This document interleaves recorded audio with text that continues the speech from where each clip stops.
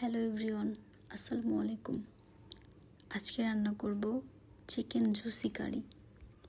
এই রান্নাটি করার জন্য আমি আগে থেকে এখানে চিকেনে লবণ, সয়া সস, লেবুর রস দিয়ে মেখে নিয়েছিলাম। মেখে এটা নর্মাল টেম্পারেচারে রেখেছিলাম। এটা একটু আমি তাওয়াতে দিয়ে হালকা ভেজে নিব, কারণ এটা একটু হালকা হালকা ভেজে নিলে এর ভিতরের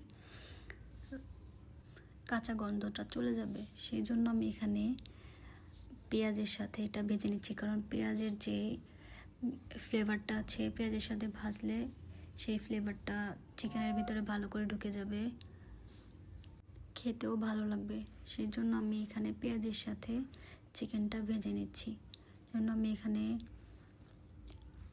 নর্মাল মিডিয়ামে রেখেছিলাম, যাতে পেঁয়াজটা ধীরে ধীরে ভেজে যায় এবং চিকেনটার ভিতরেও এটা ভালো করে ঢুকে যায়। কারণ চিকেনটা বেশি কড়া ভাজা হয়ে গেলে সেটা শক্ত হয়ে যাবে, তো জুসি ভাবটা থাকবে না। সেই জন্য আমি হালকা মিডিয়াম লেভেলে ভেজে নিয়েছি। এখানে গাঢ় বাদামি ভাবটা চলে এসছে, সেই জন্য আমি পানি দিয়ে দিয়েছি, কারণ না হলে নিচে লেগে যেতে পারে, তাহলে চিকেনটা শক্ত হয়ে যাবে, পেঁয়াজগুলো পুড়ে যাবে। ফ্লেভারটা পারফেক্ট আনার জন্য আমি এখানে রাঁধুনি রোস্ট মিক্স ব্যবহার করেছি, তারপর আদা বাটা, রসুন বাটা দিয়ে টমেটো সস দিয়ে দিয়েছি। এখানে একটু টক দই ব্যবহার করেছি, টক দইটা দিলে গ্রেভিটা একটু বেশি ভালো হবে। মরিচের গুঁড়া অ্যাড করেছি, এখানে আমি হলুদ ব্যবহার করিনি, তাহলে কালারটা ভালো হবে না, তাই হলুদ ব্যবহার করিনি। যেহেতু এটা আগে থেকেই ভেজে নেওয়া হয়েছে, টমেটো সস দেওয়া হয়েছে, মরিচের গুঁড়া দেওয়া হয়েছে, তো হলুদ কালারটা না হলে কালারটা আরও সুন্দর হবে। আপনারা চাইলে এখানে হলুদ অ্যাড করতে পারেন, কিন্তু আমি এখানে অ্যাড করিনি, যেহেতু এটা আমি এর আগেও রান্না করেছিলাম। তো একবার হলুদ দিয়েছিলাম, সেটাও দেখেছি, একবার হলুদ না দিয়েও দেখেছি, কারণ হলুদ দিলে হলুদের গ্রানটা চলে আসে, সেই গ্রানটা ভালো থাকে না। তো এখানে লেমন জুস যেহেতু দেওয়া হয়, সেই ফ্লেভারটা চলে যায়, তাই আমি হলুদের গুঁড়াটা এখানে স্কিপ করেছি। একটু হালকা পরিমাণের এখানে চিনি দিয়েছি,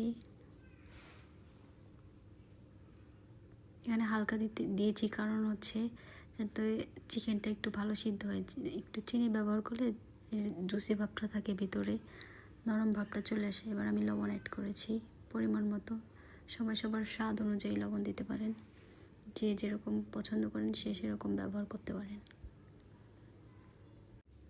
লবণটা যেন সম্পূর্ণ চিকেনের ভিতরে চলে যায়, সেই জন্য আমি এখন এটা ভালোভাবে নেড়ে চেড়ে দিচ্ছি।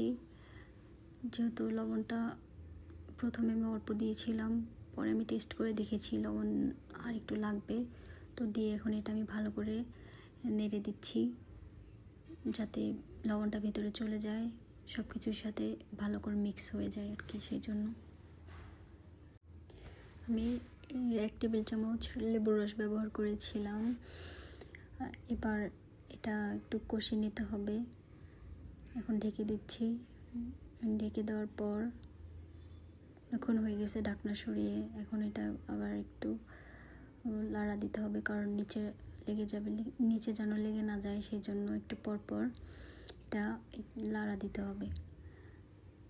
এই দেখুন উপরে গ্রেভি ভাবটা চলে আসছে, এটা প্রায় হয়ে এসেছে।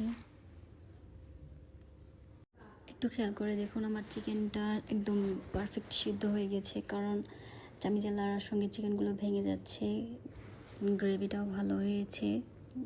এটা আমার রান্নাটা পুরোটা হয়ে আসছে। এবার আমি চুলাটা বন্ধ করে দিব। দেখুন কালারটা কত সুন্দর আসছে, দেখতে যেমন সুন্দর, খেতেও অসাধারণ হয়েছিল। খাবারটা সবাই বাসায় ট্রাই করবেন।